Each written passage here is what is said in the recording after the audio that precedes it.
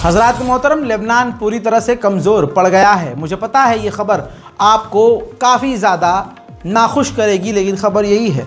अब तक हिज़्बुल्लाह ये कह रहा था कि जब तक हमला करेंगे, जब तक इज़राइल गज़ा पर बमबारी बंद नहीं कर देता।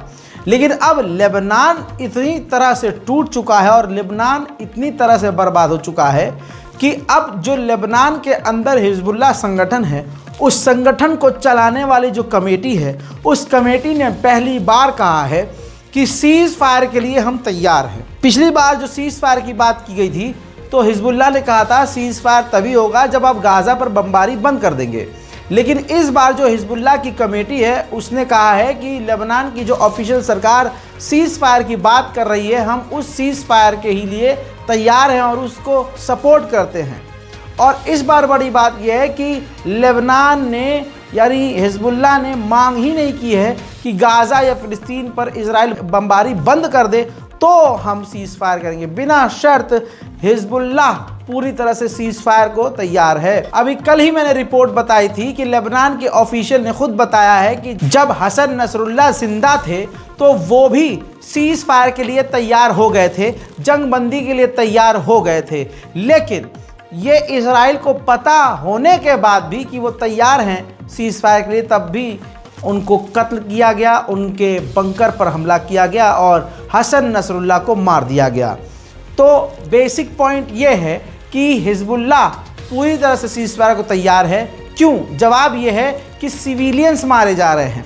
लेबनान में जो सिविलियन हैं वो मारे जा रहे हैं, अस्पतालों पर हमले हो रहे हैं और अब लेबनान के अंदर तक इज़राइल घुस चुका है और आम लोगों को मार रहा है।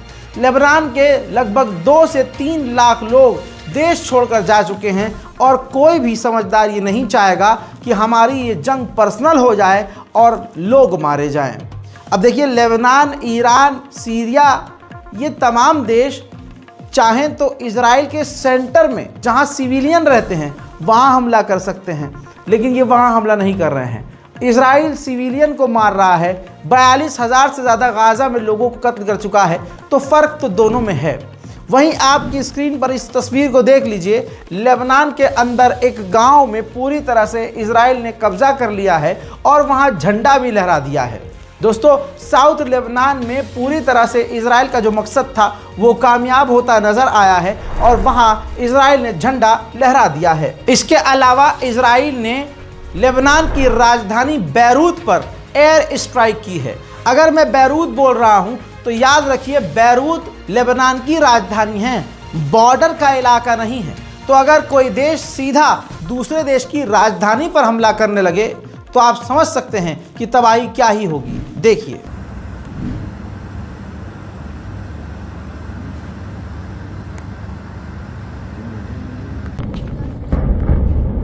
مباشر غارة بحار تحريك أو بالغبيري تقريبا في بيروت.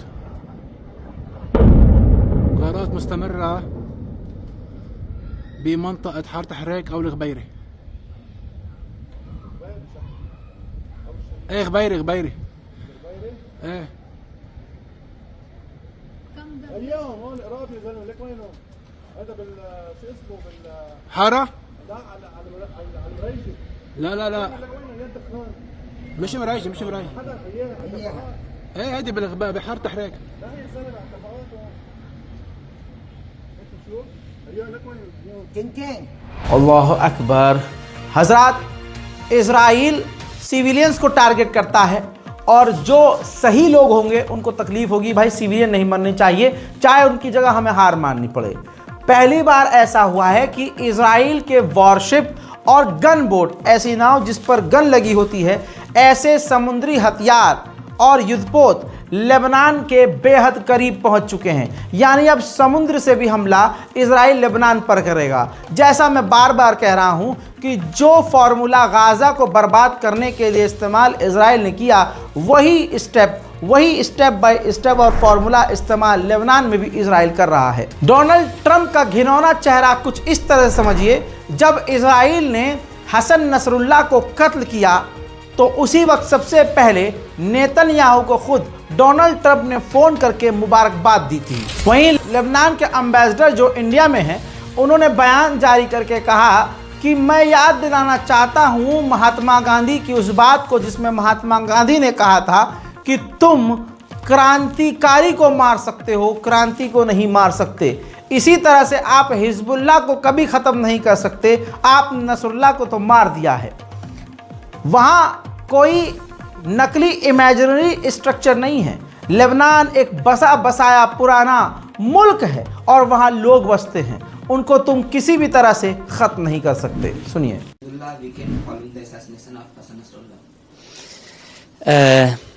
Look, Hezbollah has their own modus operandi. When it comes to resistance, they have their special system, structure, which I'm not aware of.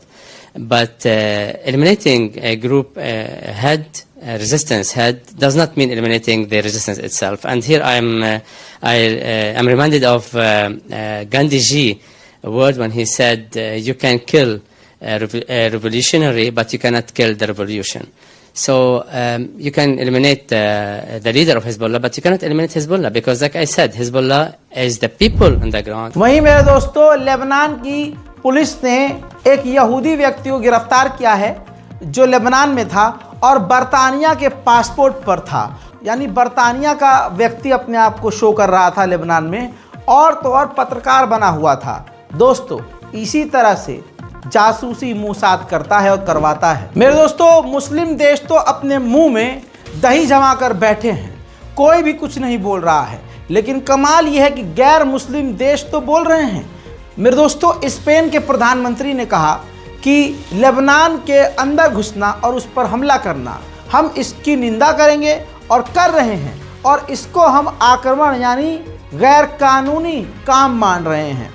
जैसे हमने यूक्रेन के अंदर रशिया के घुसने पर निंदा की, तो उसी तरह से हमें इजराइल को लेबनान में घुसने की निंदा करनी चाहिए। अब मेरे दोस्तों, लेबनान और हिजबुल्लाह के बारे में बयान आया है रशिया की तरफ से। रूस के विदेश मंत्रालय की प्रवक्ता मारिया ज़ाखारोवा ने कहा कि जो हमारे पास इंटेलिजेंस और डिटेल और जानकारी है, उसके मुताबिक अभी भी हिजबुल्लाह मजबूत है, ऑर्गेनाइज है और सटीक तरीके से अपनी गवर्नमेंट के साथ मिलकर काम कर रहा है। उधर 24 अक्टूबर को फ्रांस लेबनान कॉन्फ्रेंस ऑर्गेनाइज करने वाला है, जिस मीटिंग के अंदर, कॉन्फ्रेंस के अंदर लेबनान के हालात पर बात की जाएगी। मेरे दोस्तों, अब कतर ने बोला है, कतर के विदेश मंत्री के द्वारा बयान आया है कि इंटरनेशनल कम्युनिटी तब कुछ नहीं कर पाई जब इजराइल ने गज़ा पर बमबारी की और गाज़ा को तबाह कर दिया।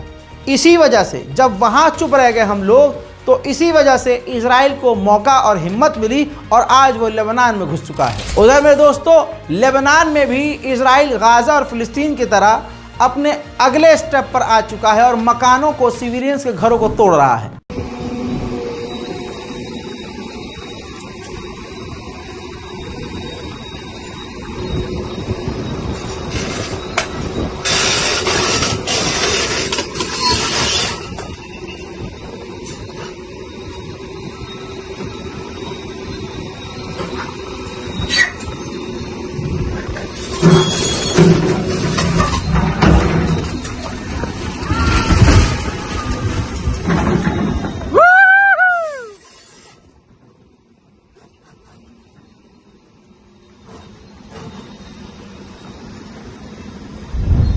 मेरे दोस्तों, आतंकवाद आज सरकार में बैठा है। आतंकवाद बड़े बड़े नेता फैला रहे हैं। आज झूठ सच और सच झूठ हो गया है। जो मानवता की बात करते हैं इजराइल और फिलिस्तीन के मामले में, वो पूरी तरह से आतंक के साथ खड़े होते हैं। आपको पता है, international peace keeping force, international फौजी, कई देशों की फौज मिलकर लेबनान और इजराइल के बॉर्डर पर तैनात रहती है 12 महीने, ताकि दोनों के बीच कोई झड़प ना हो और इधर से भी और उधर से भी कोई गलती ना हो। ऐसे में उनके होते हुए भी इजराइल लेबनान के अंदर घुस गया, तबाही मचा दी, मकानों को तोड़ गया, खूनरेजी मचा दी। अब उसने मांग की लेबनान के बॉर्डर पर इंटरनेशनल पीस कीपिंग मिलिट्री से कि आप अपने अपने घर निकल जाओ, इस इलाके को तनहा छोड़ दो, क्योंकि अब वो तो बमबारी करेगा, तबाह करेगा, कब्जा करेगा। तो इंटरनेशनल पीस कीपिंग फोर्स ने मना कर दिया कि हमें आदेश है कि तो हम यहीं रहेंगे। अब उस इंटरनेशनल पीस कीपिंग फोर्स का मजाक उड़ाता हुआ अमेरिकी गवर्नमेंट का एक सीनियर एडवाइज़र ट्वीट करता है। ये ट्वीट है और ट्वीट में कहता है कि जो इंटरनेशनल पीस कीपिंग फोर्स है, इजराइल को इसके ऊपर कारपेट बम फेंकना चाहिए और सबको जिंदा जला देना चाहिए। यह बात कोई आतंकवादी ही कह सकता है ना, मार काट की बात खुलेआम। लेकिन देखिए, यह अमेरिका के टॉप लीडरों में से है। इतनी खतरनाक और घटिया तरीन हैवानियत वाली बात करी इसने कि मजबूरी में एक्स यानी ट्विटर को इसके अकाउंट को ब्लॉक करना पड़ गया। वहीं इजराइल ने अपने ही इजराइल के 5 और नए इलाकों को सील कर दिया है और कह दिया है कि यह मिलिट्री जोन है। उधर इजराइल की खतरनाक बमबारी में लेबनान के 5 सिविल डिफेंस के और लोग मारे गए हैं और दर्जनों बुरी तरह से घायल हैं। उधर इजराइल ने सीरिया पर भी बमबारी की और बाद में स्टेटमेंट जारी किया कि सीरिया में हिजबुल्लाह के एक कमांडर मौजूद थे, हमने उनको भी, ऑफिशियल्स को भी, हिजबुल्लाह के जो सीरिया में थे उनको भी कत्ल कर दिया है। मेरे दोस्तों, फिलहाल के इस अपडेट में इतना ही। इस रिपोर्ट को शेयर कीजिए, दुआओं में याद रखिए। जय हिंद।